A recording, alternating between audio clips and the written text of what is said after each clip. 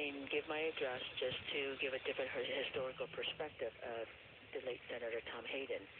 From my district, from my constituents who, are Vietnamese refugees whose parents and family fought and died during the war, and that's also my family as well.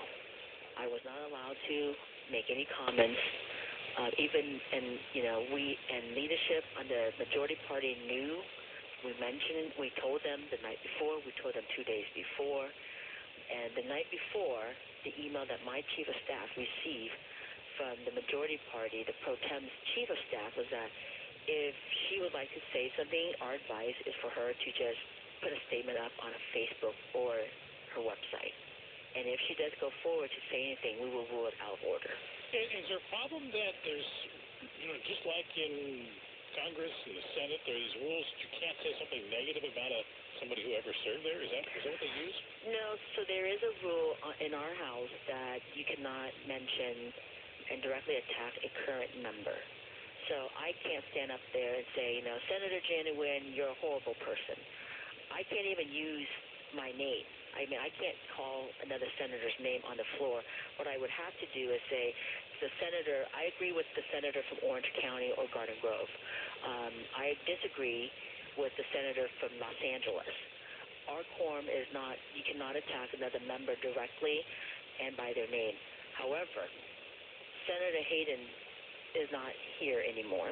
I don't serve with him, never have. And my statement was to give a different historical perspective, and I did it in an adjournment of memory. And so we followed the protocol. We even asked how we can do it. I was flat out said, you are not allowed to make that statement today.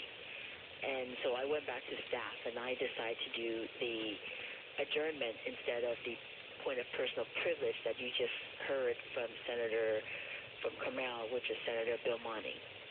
So what has been the reaction on this story? Has it bounced across the state? I mean, you certainly have caught the eye of various newspapers around the state.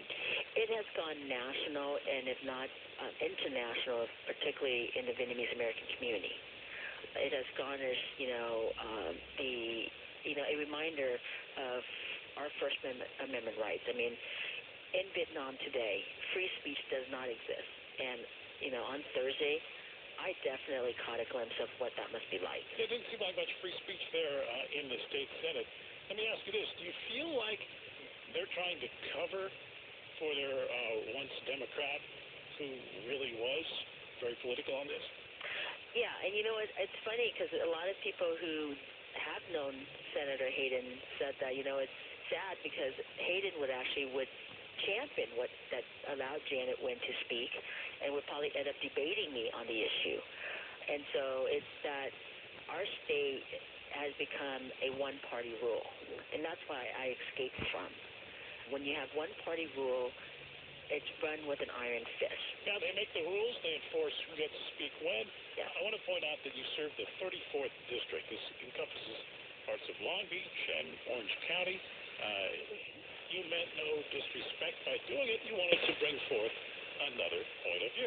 Yes, and when they had the ceremony for the senator on Tuesday, I decided not to make any comments because I didn't want to disrespect the family. So I left the chamber and sat in the lobby till the ceremony was over. And I told the pro tem that I will speak on Thursday instead. So I went out of my way to be very respectful to him and his family, because I wouldn't want my family to be treated that way. I didn't want to cast a dark cloud where they felt that he should be celebrated, although I have a different perspective of it. And take a moment to talk about that. Tom Hayden was an activist, was very vocal on many things. Explain what his view was and how it really marginalizes those today. So Hayden chose to work directly with the Communist North Vietnamese government to oppose the efforts of the United States forces in South Vietnam. He traveled to Vietnam during the war, and when he sided with the Communist government, that Communist government has enslaved and or killed millions of Vietnamese, including my family. His view and his actions are extremely harmful to the democratic values and the hatefulness of what we fight for and what our country was founded on, which is freedom of democracy.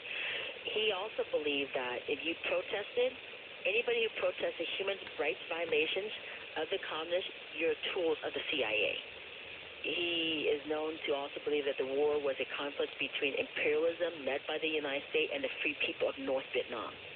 So, in my opinion, he is profoundly wrong in the opinion of the United States veterans who served in Vietnam and the 58,000 American soldiers who sacrificed in Vietnam and the millions of people who died in Vietnam, the Vietnamese people, know that he was completely out of touch and completely wrong in his support for the communist regime. So not to relitigate this, but what position does that put Democrats in? I mean, they're now perceived as having backing this guy over you. You know, it's not so much of just backing him as that they have taken my First Amendment rights and removed me from the chamber.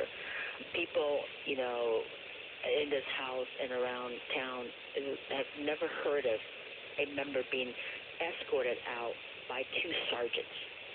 I am legally and rightfully elected to be on that Senate floor by my constituents, and I should have every right to speak on their behalf, a different perspective, and be their voices. And I was not allowed that. So it's not only that they sided with Hayden and his agenda to support the North Vietnamese Communist government, but they have taken away my First Amendment rights. Not to date this at the time we tape it, but there was some talk of an investigation into this.